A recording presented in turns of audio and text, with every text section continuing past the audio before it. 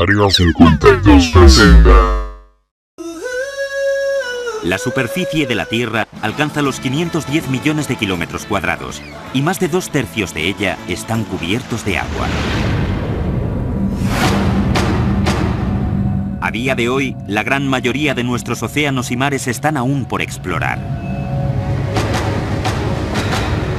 Sabemos más sobre los secretos y enigmas de la superficie lunar que sobre las aguas terrestres. Y es que siempre que han existido informes sobre avistamientos de ovnis por el cielo, se han registrado informes similares de los llamados OSNIs, u objetos submarinos no identificados en nuestros océanos. Un OSNI es un ovni que se zambulle en el agua.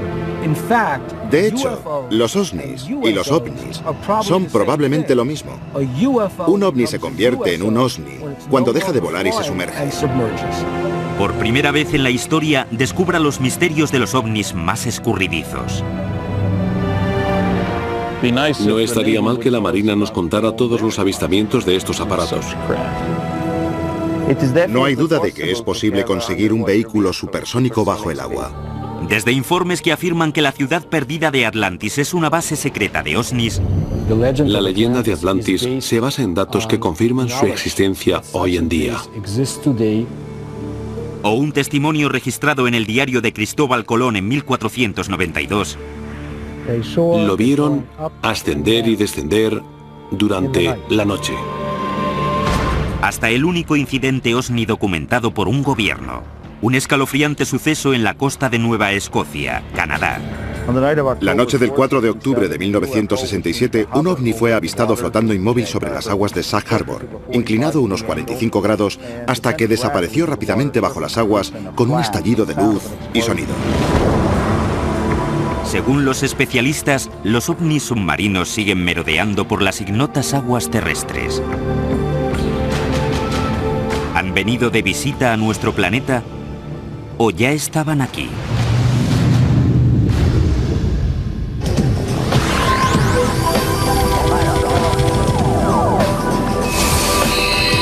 Historias de ovnis. OVNIs en el fondo del mar.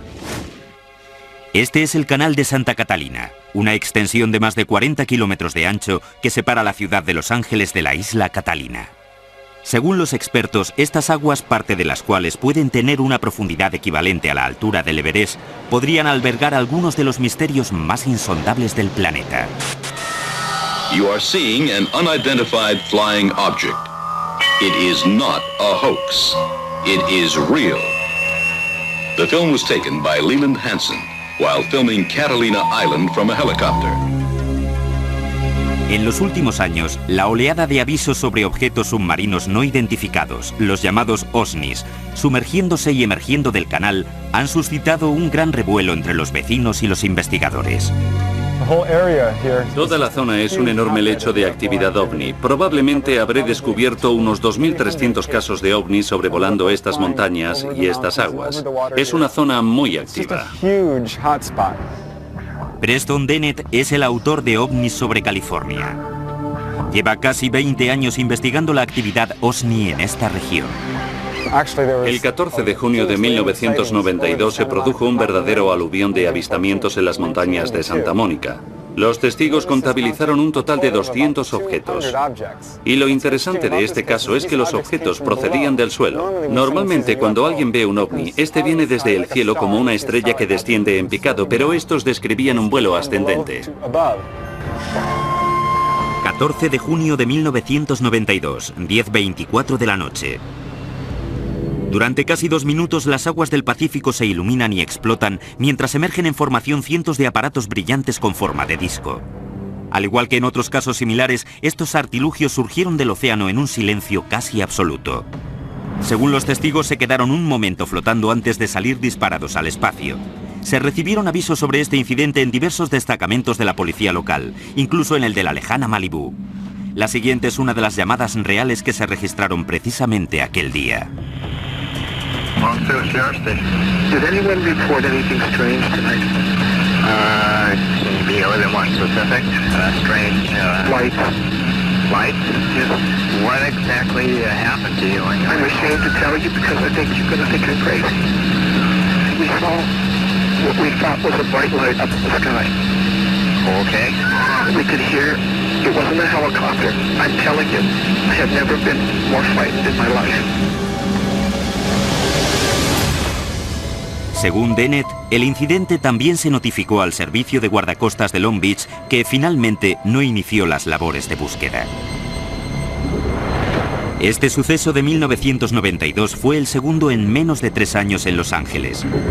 La oscura y brumosa mañana del 7 de febrero de 1989, los buceadores, los sonar de los barcos y aquellos que estaban en la costa vieron como un aparato oscuro, alargado y no identificado emergía del Pacífico.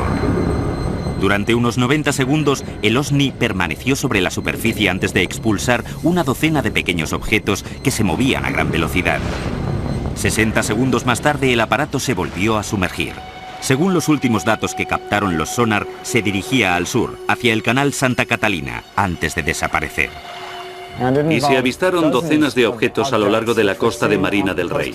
A veces, algunos de estos aparatos expulsan artefactos de menor tamaño que alcanzan los 6 metros de diámetro. Y a estos se les vio moviéndose por debajo de la superficie del océano. Emergían y volvían a sumergirse. Al igual que el caso Roswell de 1947 suscitó la curiosidad del mundo entero sobre los platillos volantes, en la actualidad estos sucesos cercanos a Los Ángeles han desatado una oleada de investigaciones sobre las habilidades y amenazas de los llamados OSNIs. Los océanos cubren el 70% del planeta y en ellos se esconde mucha historia y muchos misterios. Sería muy razonable que toda una sociedad de seres inteligentes y avanzados eligiera vivir bajo el agua, ya que nadie va ahí abajo. La idea de los ovnis submarinos es fascinante porque ellos saben mucho más sobre nuestro planeta, cosas que tú y yo desconocemos.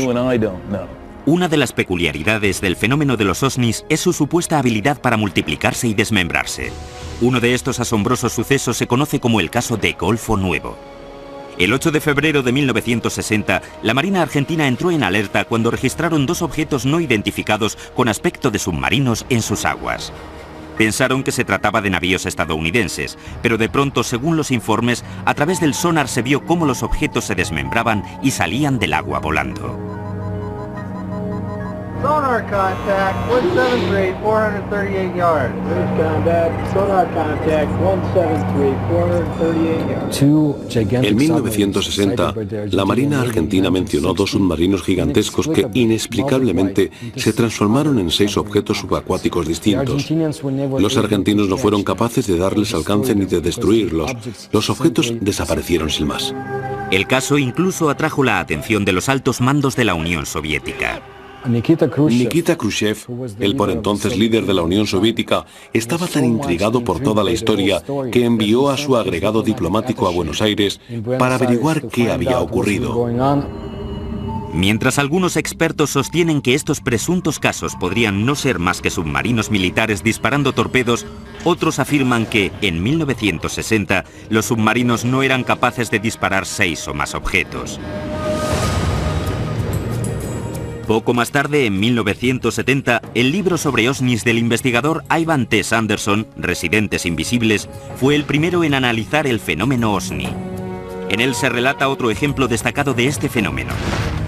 En marzo de 1963, a unos 160 kilómetros de Puerto Rico, en medio de unas tranquilas maniobras navales estadounidenses, de repente, uno de los submarinos se apartó bruscamente de su ruta tras detectar un objeto no identificado con una velocidad de crucero superior a los 150 nudos.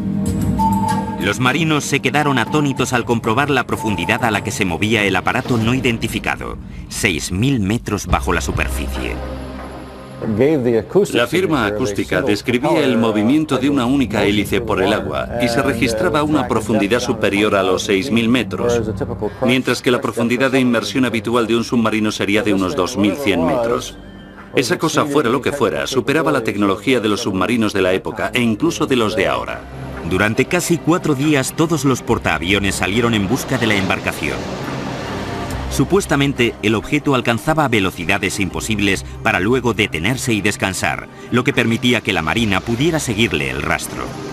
El suceso se notificó a la base de Sinclair Fleet en Norfolk, Virginia. No obstante, en ningún momento se ofreció una descripción oficial de lo que se vio en el sonar aquella tarde. Según los informes, la Marina perdió la pista del aparato la madrugada del cuarto día. El sonar nunca volvió a registrar su presencia. Nadie aventuró una teoría sobre cómo algo se podía mover tan rápido. Hay informes sobre ovnis entrando y saliendo del agua, pero no tenemos ningún dato técnico. Los platillos volantes están por el cielo, la gente los ve. Pero bajo el agua es la Marina la que los puede ver, y ellos no van a contarnos nada de lo que encuentren.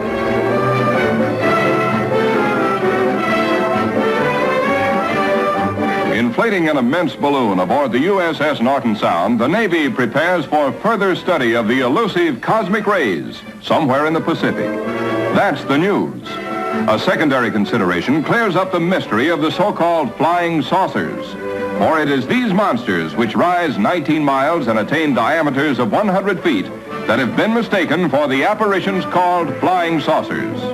At great altitudes, they tell us, these elongated enormities flatten out like plates. Mystery ended. Pero se siguieron dando casos en todo el mundo. El 11 de noviembre de 1972, la prensa internacional se hizo eco de uno de los más extraordinarios. La Marina noruega detectó un objeto parecido a un submarino en el fiordo de Sogne, en la costa oeste del país, y durante 2 semanas le siguió el rastro. Para su captura se movilizó una flota de buques de superficie y helicópteros especialmente equipados para la caza submarina. El 29 de noviembre se produjo el primer avistamiento del OSNI. Se le describió como un enorme objeto silencioso con forma de puro. Enseguida un buque de la Marina abrió fuego y alcanzó el artefacto. Uno de los barcos llegó a verlo en la superficie y disparó, pero se volvió a sumergir y entonces empezaron a lanzar cargas de profundidad. Aunque en todos los periódicos se dijo que era un submarino, lo cierto es que nadie fue capaz de identificarlo como tal. Tras seguir al objeto durante casi 2 semanas, la Marina urdió y puso en práctica un plan para bloquear el fiordo y atrapar al OSNI. Trataron de acordonar el fiordo para que nada pudiera entrar ni salir, pero al cabo de 14 o 15 días esa cosa desapareció. Así que se podría pensar que ese objeto que detectó la Marina no era en absoluto un submarino, sino un objeto submarino no identificado. A continuación, ¿es cierto que Cristóbal Colón y su tripulación vieron OSNIs saliendo del Atlántico el 11 de octubre de 1492? Uno de los primeros casos se remonta al día antes del descubrimiento de América, en 1492, antes de que América fuera América, y ocurrió en la Santa María.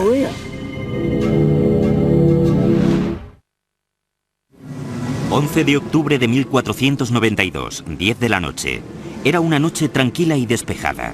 Cristóbal Colón y su tripulación se deslizaban lentamente sobre una de las fosas oceánicas más profundas del Atlántico, en medio del Triángulo de las Bermudas.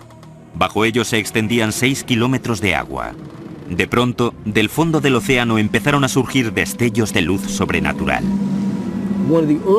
Uno de los primeros casos se remonta al día antes del descubrimiento de América, en 1492, antes de que América fuera América. Y ocurrió en la Santa María. Uno de los marineros, Gutiérrez, estaba en la Santa María con Cristóbal Colón y divisó un objeto saliendo de las aguas. Un objeto con forma de disco.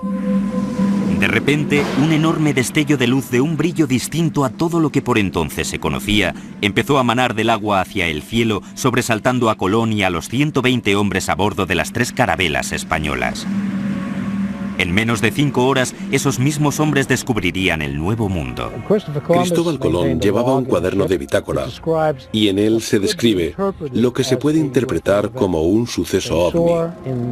Según la descripción dada en el cuaderno, vieron el parpadeo de una vela de cera ascendiendo y descendiendo en mitad de la noche. No podía tratarse de una hoguera en tierra porque estaba por encima del horizonte.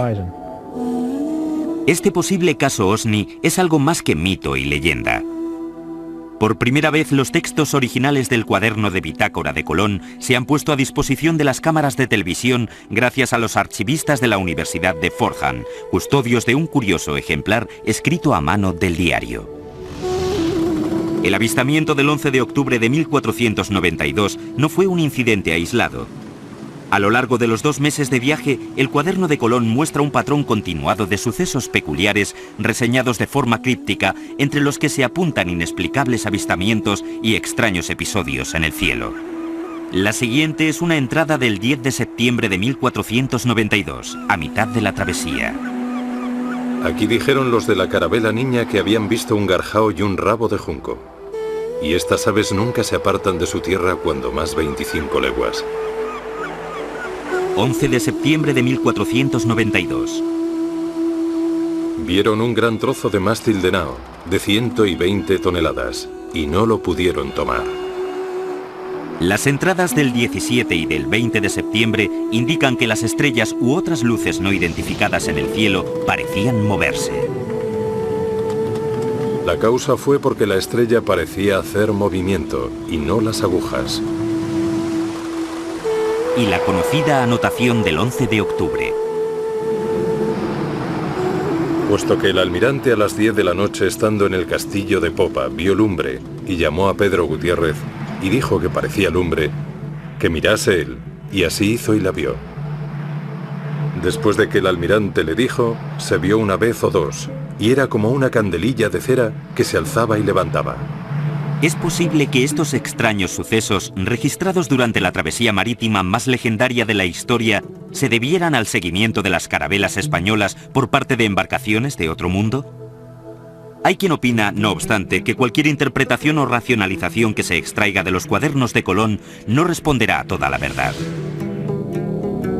Si Cristóbal Colón hubiera visto algo extraño salir del agua, volar alrededor de su barco y luego despegar, se le hubiera contado a alguien, le hubieran tachado de loco y le hubieran metido en el calabozo enseguida, porque aquello era imposible. Uno de los primeros informes sobre ovnis data del año 329 a.C. Tras presenciar lo que describió como escudos refulgentes emergiendo del río Yajartes en la India, Alejandro Magno quedó tan convencido de que eran navíos de otro mundo que dedicó sus 6 últimos años de vida a la búsqueda de estos objetos. Para ello se sirvió de una campana de inmersión, supuestamente el primer submarino del mundo.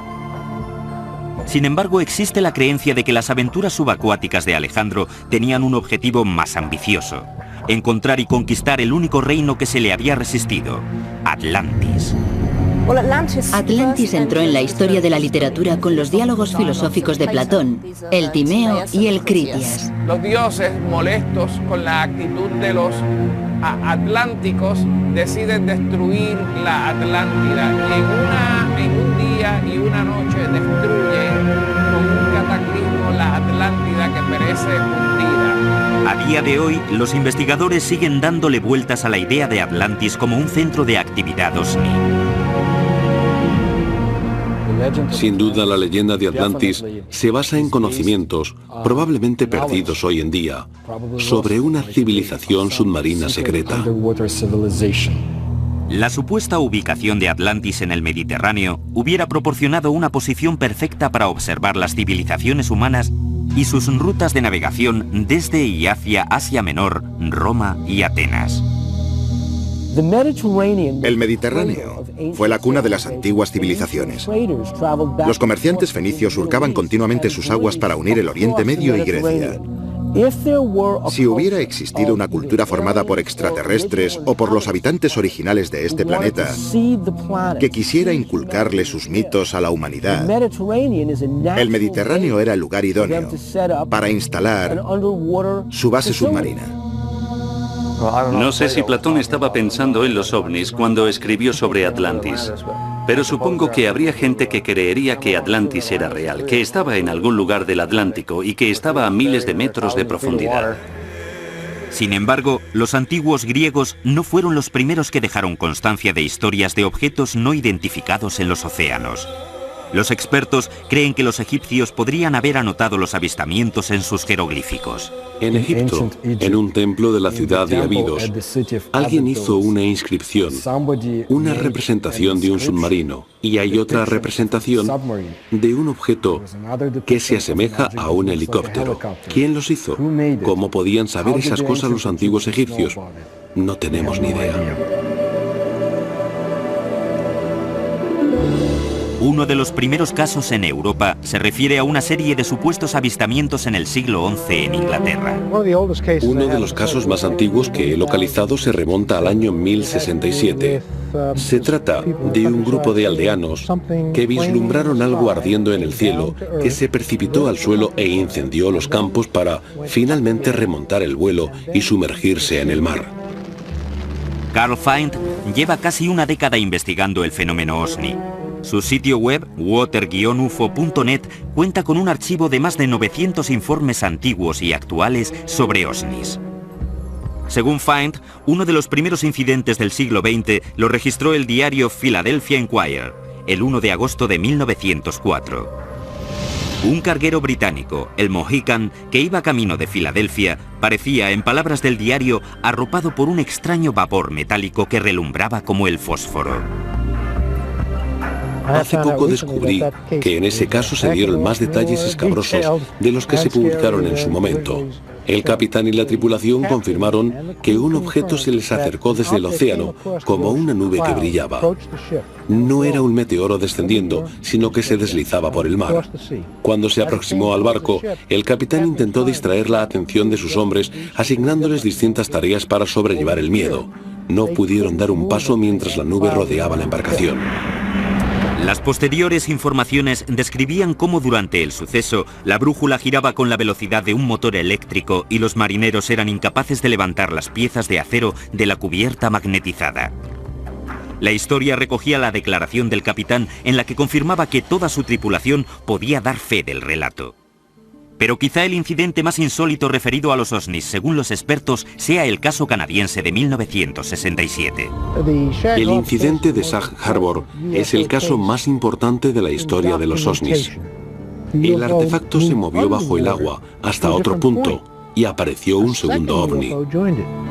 A continuación visitaremos Sag Harbor, en Nueva Escocia, en el 38º aniversario de ese incidente capital para la ufología.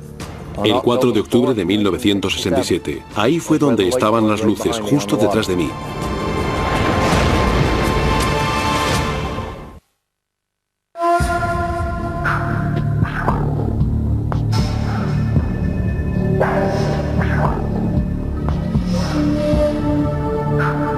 Hace 38 años, el 4 de octubre de 1967, a eso de las 11:20 de la noche, ocurrió algo en Sag Harbor que se recordaría durante los años venideros. La noche del 4 de octubre del 67 se convirtió para muchos ufólogos en la noche de los ovnis. El incidente de Sag Harbor pasó a ser el caso más conocido de aquella noche. Chris Stiles y Don Ledger han dedicado los últimos 10 años a investigar el incidente OSNI de 1967 en Sag Harbor.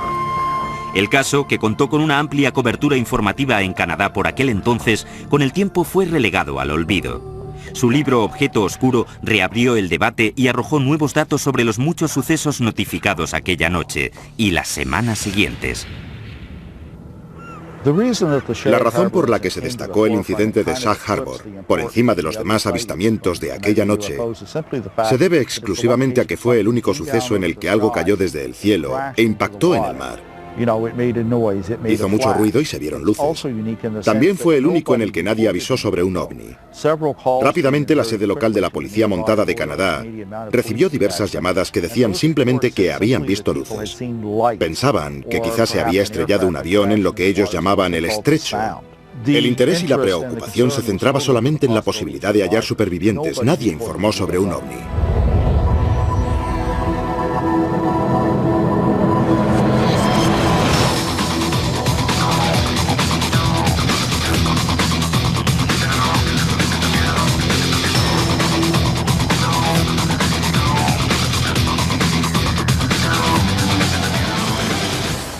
No me extraña que viera algo en el cielo porque por toda Nueva Escocia en la noche del incidente de Sag Harbor se dieron muchísimos avisos de ovnis. Enseguida llegaremos a Sag Harbor y al sitio en el que se congregó la multitud para ver lo que fuera que pasó aquí hace 38 años. Cada año, Ledger y Stiles hacen un viaje a Sag Harbor para reunirse con Norm Smith, uno de los 3 testigos que aún siguen con vida. En esa isla, ahí es donde ocurrió todo. Justo ahí fue donde vimos las luces en el agua. Hola, ¿qué tal? Bien, como siempre. Los tres nos quedamos en la hierba viendo las luces. Al cabo de un rato parecía que se estaba acercando a nosotros y luego fue descendiendo hacia el suelo. Creímos que era un accidente aéreo, así que nos fuimos para allá en el coche de mi padre y en el de mi tío y nos plantamos justo aquí, junto a los líquenes. Cuando llegamos debía de haber unas 10 o 12 personas. Estuvimos mirando las luces en el agua durante unos 2 o 3 minutos, hasta que desaparecieron. Lo que ocurrió después está confirmado. Antes de medianoche de aquel miércoles 4 de octubre, los agentes de la policía montada canadiense que asistieron al suceso desde la costa realizaron una búsqueda con sus barcos hasta las 3 de la mañana con la ayuda de muchos pescadores locales, entre los que se encontraba Norm Smith. El miércoles 6 de octubre a mediodía llegaron desde Halifax los buzos de la Marina canadiense y estuvieron todo el fin de semana rastreando la zona. Al final enviaron a 7 buzos de la unidad de submarinismo de Halifax hasta Sag Harbor. Las labores de búsqueda se prolongaron durante las horas de luz del sábado y el domingo. El lunes por la mañana desde Ottawa se dio por terminada la búsqueda. Lo clasificaron como objeto volante no identificado y dieron carpetazo al asunto. Según los informes del gobierno, el objeto viajaba de sur a norte por la costa de Nueva Escocia. En un momento dado se detuvo y permaneció en el aire hasta que a eso de las 11:20 de la noche se sumergió en el agua describiendo un ángulo de 45 grados a unos 275 metros de la costa. Justo detrás de mí, donde vimos las luces, justamente en la isla de Bon Portage que queda a mi espalda. Cuando los agentes de la policía montada canadiense que habían respondido a la llamada llegaron a la costa por la antigua autopista 3, el ovni aún se movía sobre la superficie del agua. El objeto parecía además dejar un rastro muy denso de espuma amarilla. Las semanas siguientes al 4 de octubre, la historia cobra tintes más misteriosos. El asunto copa las portadas de todos los periódicos canadienses y tal como apuntan Ledger y Stiles en su libro, unos días antes de que el ejército canadiense clasificara el suceso como incidente ovni, un segundo artefacto se sumergió en las aguas de Nueva Escocia para reunirse con el primer objeto. Y esta cosa retomó su curso a una velocidad de unos 7.000 kilómetros por hora y atravesó Nueva Brunswick por la bahía de Fundy, a lo largo de la punta suroeste de Nueva Escocia, y se sumergió por aquí. Las autoridades sabían que el objeto ya no estaba allí, que se había desplazado bajo el agua para descansar en el lecho marino. Se quedó allí casi una semana y después puso rumbo al Golfo de Maine gracias a un segundo aparato que le ayudó con las reparaciones. Y los dos juntos emergieron y salieron volando sobre el Golfo de Maine. Lo interesante es que hay un segundo informe de un avistamiento en Sag Harbor que describe 2 juegos de luces, una naranja y una amarilla saliendo del agua y alejándose. Este hecho sigue suscitando polémica y multiplicando las pesquisas en torno a los sucesos del 4 de octubre de 1967. Hay una gran cantidad de documentos originales que sostienen la teoría del accidente de un ovni en Sag Harbor. Y en uno de los párrafos se indica que se llevó a cabo una investigación preliminar. Se ha revelado que este objeto no tuvo nada que ver con una bengala, una boya, un avión, ni con ningún otro objeto conocido. Por aquel entonces, hace 30 y pico de años, yo no sabía si era un ovni o qué era. Pero que nadie me diga que no pasó nada porque sí que pasó. A continuación, por primera vez en televisión, los vídeos que prueban lo que puede ser un ovni emergiendo de las aguas de la laguna Cartagena en Puerto Rico. Ve el objeto entrar y salir de las aguas de la laguna Cartagena. Y después, un científico de la Universidad de California nos revela que las velocidades supersónicas de los ovnis no solo son científicamente posibles, sino probables.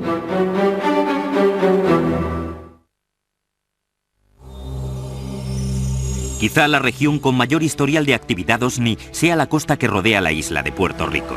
Al situarse en el misterioso extremo sur del Triángulo de las Bermudas, durante décadas la isla ha sido el centro de muchos debates sobre estos artefactos. Puerto Rico es un foco de actividad ovni submarina y parece ajustarse al patrón de los demás casos. Puerto Rico es considerado uno de los países de las Américas de más avistamientos ovni. Los miembros del proyecto Argus, un grupo de ufólogos con base en la isla, nos invitan a un recorrido por algunos de los lugares supuestamente más frecuentados por los ovnis.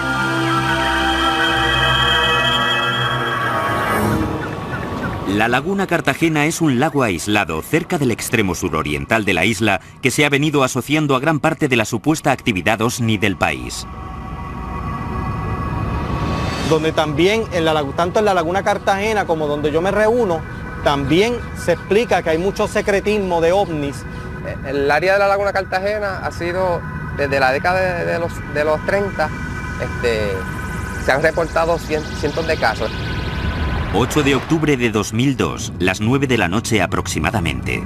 Carlos Torres, agente de la policía puertorriqueña y miembro del proyecto Argus, divisa un ovni rojo y brillante emergiendo de las aguas de la Laguna Cartagena a una velocidad increíble. A continuación se detiene y permanece inmóvil sobre el agua. He sido testigo de objetos que se han suspendido encima de la Laguna Cartagena. Estuvieron involucrados militares, fueron testigos también, y este objeto pues vuelve nuevamente, viene del área de Monte del Estado, Maricao, y se suspende exactamente encima de la Laguna Cartagena. Tras flotar durante varios minutos sobre la zona, se vio cómo el objeto volvía a sumergirse en el lago. Otro miembro de Argus, Luis Epi Quiñones, cree que él también grabó el mismo objeto en 2004. Sí, lo más importante pues, yo tomé un video el 20 de noviembre del 2004 en el área, en las inmediaciones de Laguna Cartagena, que demuestra pues que allí... Estas imágenes, en primicia para la televisión, podrían demostrar la existencia de un ovni en este enigmático lago. El aparato brillante que se vio salir del agua estuvo flotando durante casi un minuto antes de alejarse volando. Ya que en un momento, en la década de los 90, se trató de desmentir lo que estaba ocurriendo en el sitio, a pesar de que hubieron cientos de testigos y testimonios que decían haber visto luces entrar y salir de Laguna Cartagena. Básicamente avistamiento se ha visto en todas partes de Puerto Rico, pero los lugares más mencionados está Laguna Cartagena, está la carretera 303. La región de Lajas, que atraviesa la carretera 303, ha sido otra fuente de informes sobre ovnis y osnis. Entre ellos el de un posible choque en Monte Indio en 1997 que dejó chamuscada la zona del impacto y muchas preguntas sin respuesta. El 5 de mayo de 1997, aquí se estrelló un platillo y quemó muchas tierras en lo alto de la montaña. Aquella noche vinieron los federales y abrieron algo, no se sabe qué. ¿Un ovni? Tras el accidente de 1997, las autoridades locales empezaron a tomarse más en serio los avisos sobre ovnis y osnis. Como resultado directo, el alcalde de Lajas hace poco rebautizó la autopista que atraviesa el centro de Puerto Rico como la Ruta Extraterrestre 303. Pero por ahora, otros asuntos extraterrestres en la isla reclaman la atención inmediata de los expertos. Desde las laderas que rodean Lajas, el gobierno suele lanzar un misterioso globo aerostático amarrado que transporta un radar que alcanza casi los 5 kilómetros de altitud. Aparentemente su misión es controlar el tráfico y el tiempo, pero los ufólogos creen que eso es solo una tapadera para su verdadera función, observar y registrar cualquier actividad extraterrestre. Hay un documento de gobierno, la legislatura, donde se pidió una investigación secreta, no pública, secreta, sobre estos avistamientos de ovnis dentro de las aguas. Pero también dice el documento que no representan ningún peligro para la humanidad. El volumen de informes sobre ovnis en torno a esta pequeña isla ha llevado a muchos a plantearse la posibilidad de que las profundidades que se abren bajo el extremo sur del Triángulo de las Bermudas, junto a la misma costa, ocultan algo más que ovnis. Los expertos y los ufólogos de todo el mundo están convencidos de que podría albergar toda una base de estos aparatos. Se sospecha de que hay unas bases o una base cercana entre La Palguera y la zona cercana al Faro de Cabo Rojo. Esas zonas son unas zonas bastante que se cree que se llega hasta la Laguna Cartagena. El motivo de entrar y salir es que pues subterráneamente pues ellos pueden entrar por una área específica, salir por otra parte y las bases que tienen debajo del agua. ¿Son todos estos sucesos fruto del misticismo local o se deben quizá al influjo cultural del Triángulo de las Bermudas? En los estratos populares de la cultura puertorriqueña, la mayor parte de las personas, aunque hablan sobre el chupacabras y el Triángulo de las Bermudas, no creen nada de esas cosas. ¿O acaso hay algo más en todo ello?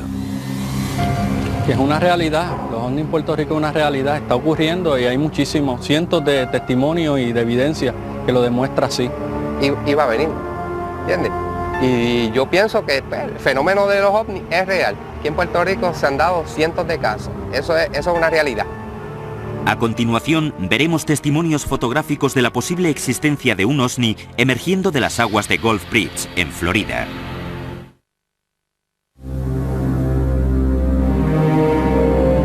Se cree que los objetos submarinos no identificados son capaces de desplazarse por nuestros mares y océanos de maneras que desafían todos los principios de la física moderna.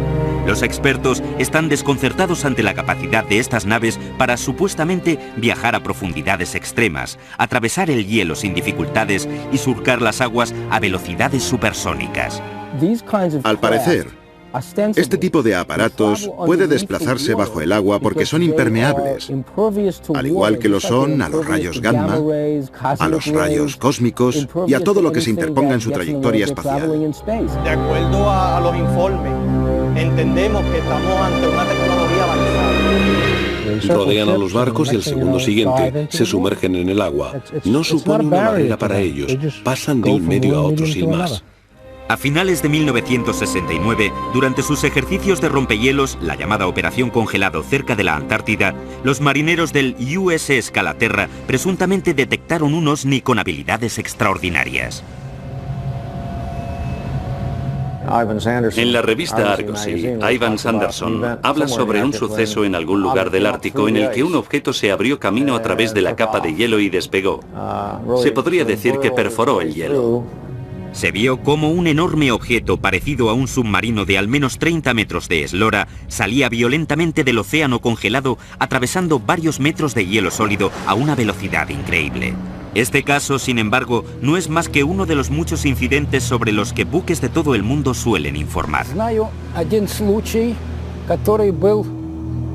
Sé de un caso que ocurrió cerca de Leningrado el invierno de 1976. Un platillo atravesó el hielo, maniobró bajo el agua y volvió a abrirse paso por el hielo hacia arriba. Pueden fundir el hielo. Si se tratara de un meteorito, la física nos dice que haría añicos el hielo y lo esparciría por todas partes. Los OVNIs, sin embargo, dejan un agujero limpio.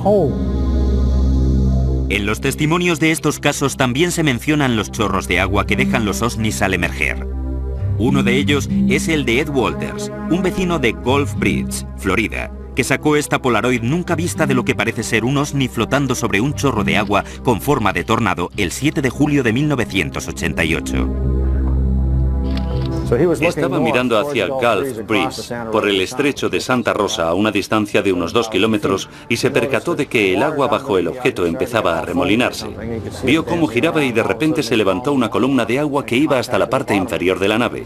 Y eso es lo que se ve en la foto. Casos como este han llevado a algunos expertos a afirmar que los OVNIs podrían servirse del propio agua como fuente de combustible. Hay gente que cree que el agua es imprescindible para el proceso de fusión. Se han dado muchos casos en los que los ovnis flotan sobre embalses y pequeñas masas de agua, no solo sobre grandes masas. Sí que hay ciertas pruebas de que pueden usar el agua para su propulsión. Pueden utilizar el agua como combustible. En estos casos, en los que se han visto flotando sobre el agua y aparentemente absorbiéndola, la verdad es que da la impresión de que necesitaran repostar para continuar. Muchas teorías de la ciencia moderna proponen maneras en que los OVNIs podrían ser capaces de propulsarse por el agua con gran eficacia. Los científicos barajan desde enormes sistemas de propulsión como los de los jets hasta burbujas antifricción que envolverían a los objetos. Los motores no serían motores como nosotros nos los imaginamos. Serían generadores de fuerza magnética que crearían un campo alrededor del aparato que repelería el magnetismo natural de la Tierra, permitiéndoles de este modo acelerar, frenar, elevarse, descender y maniobrar por el agua. Ejercerían fuerzas en el fluido que les rodea, el agua marina. Al ser un gran conductor de la electricidad, se puede controlar el arrastre, el flujo, la velocidad y el impulso. Así se evitarían todos los problemas de los desplazamientos submarinos a gran velocidad. Un sistema aerodinámico de este tipo funcionaría de manera parecida al submarino electromagnético que ya se probó con éxito. Lo cierto es que este submarino electromagnético se construyó y se probó en la Universidad de California, en Santa Bárbara, a mediados de los 60. Se basaba en las cualidades naturales del agua marina como conductor de la electricidad. The first successful test of an electromagnetic propulsion system was conducted on Earth in 1966, when this electromagnetic submarine was first demonstrated. This electromagnetic submarine moves through the water as a result of electromagnetic forces. It has absolutely no moving parts.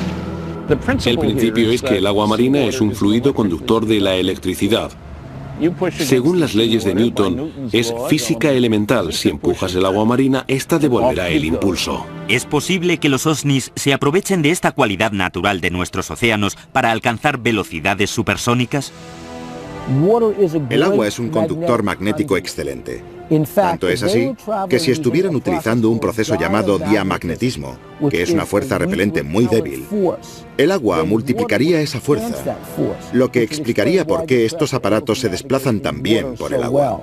Un investigador ha deducido que los OSNIs podrían desplazarse con tanta rapidez por el agua sin sufrir daños catastróficos, basándose en los mismos principios por los que funciona cualquier bombilla. En este caso, el ovni es el filamento y el campo es el casquillo, que es lo que protege a la nave. Evita que el agua penetre dentro de ella cuando avanza. Desplaza el agua, pero esta no llega a tocar a la nave.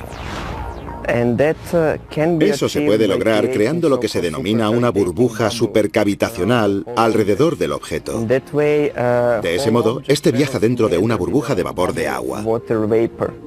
Marco Princeback es profesor de Ingeniería Mecánica de la Universidad de California, en Riverside. Ha diseñado un experimento para demostrarnos los principios en los que se basaría el posible movimiento supersónico dentro del agua. Prácticamente lo único con lo que puedes jugar es la forma del vehículo. Y esta ha de ser totalmente diferente a la de los submarinos tradicionales.